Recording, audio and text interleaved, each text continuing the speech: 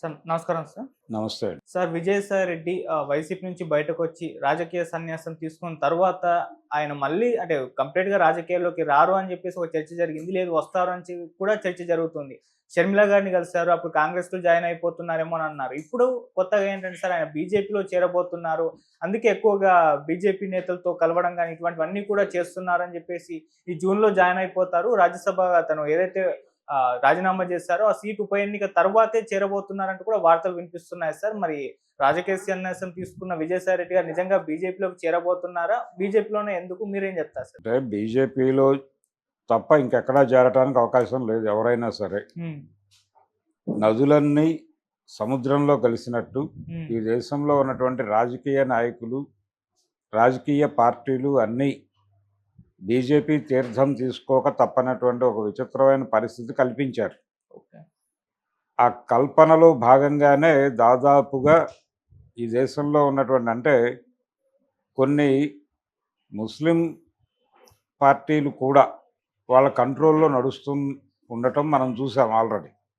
ఢిల్లీ ఎన్నికల్లో వాళ్ళ గెలుపుకి సహకరించినటువంటి మజ్లిస్ పార్టీ ఉదాహరణ. అలాంటివి చాలా ఉన్నాయి. అలాంటి గ్రూపులు చాలా వాళ్ళు కర్ణాటకలో ఆర్గనైజ్ చేశారు. కర్ణాటకలో పర్టికులర్గా వాళ్ళకి కొన్ని రీజియన్స్లో వాళ్ళ గెలుపుకి కారణం ఈ గ్రూపులే. అలా వాళ్ళు ఎవరినైనా టేక్ ఓవర్ చేస్తున్నారు. ఒక అనుమానం ఏంటంటే కాంగ్రెస్ పార్టీని కూడా వాళ్ళు కంట్రోల్లోకి తీసుకున్నారేమో ఏదో మేరకు అనే అనుమానాలు వచ్చే పరిస్థితుల్లో ఉంది. అంటే ఒక రకమైనటువంటి నిస్తబ్దత, రాజకీయ నిస్తబ్దత ఆవరించి ఉంది దేశంలో.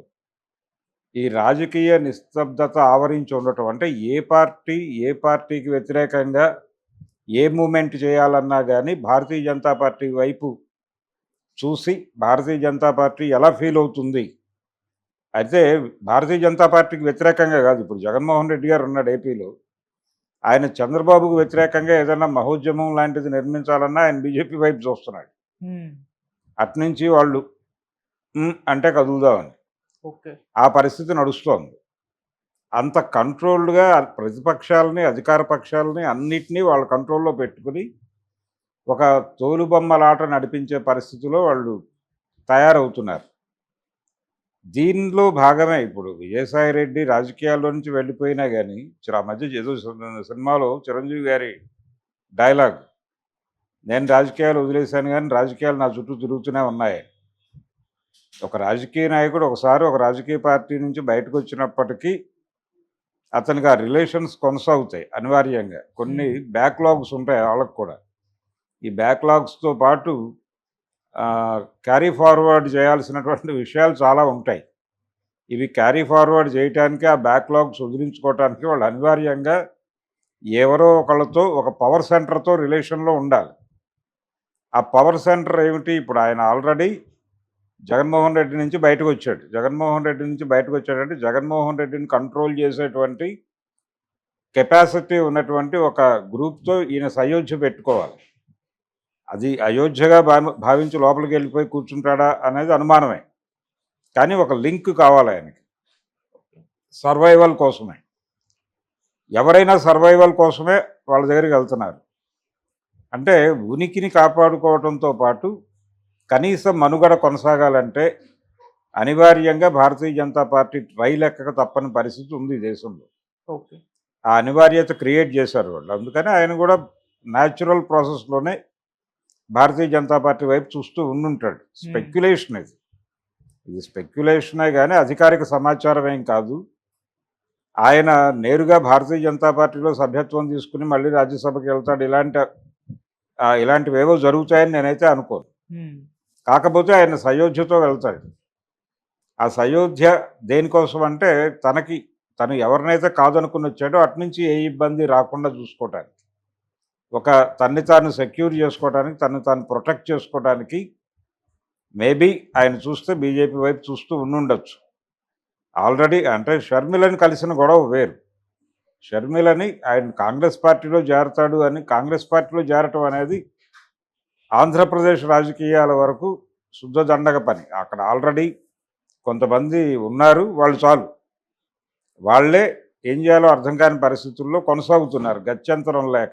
ఉమ్, ఎవరైనా వెళ్ళి మాజీ విజయవాడ డెప్యూటీ స్పీకర్ గ్రిటన్ లాంటి వాడిని అడిగితే అదే చెప్తాడు ఆయన. అంటే మతి లేక రాజకీయాల్లోకి వచ్చాం, గతి లేక కొనసాగుతున్నాం అనేది వాళ్ళ స్టేట్మెంట్. కాంగ్రెస్ పార్టీతో ప్రస్తుతం ట్రావెల్ అవుతుంది. ఈవెన్ తులసిరెడ్డి కూడా దాదాపు అలాంటి భావాలే మాట్లాడుతున్నాడు ఆయన. ఇదే కండిషన్లో ఈ మధ్య రఘువీరారెడ్డి గారు కూడా మాట్లాడారు. కాబట్టి ఈయన కొత్తగా అక్కడ చేరేది ఏం లేదు, చేసేది కూడా ఏం లేదు.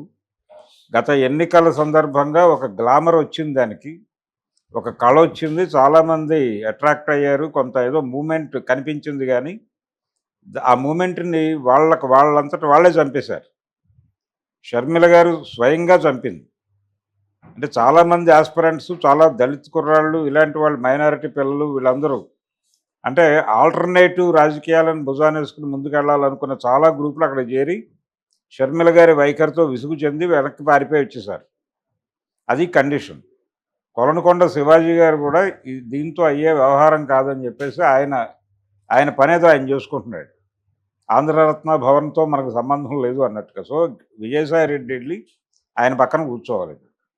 తులసిరెడ్డి పక్కనో, కొలనుకొండ శివాజీ పక్కనో ఎక్కడో అక్కడే ప్లేస్మెంట్ చూసుకోవాలి. అది అంత గౌరవప్రదం కాదు.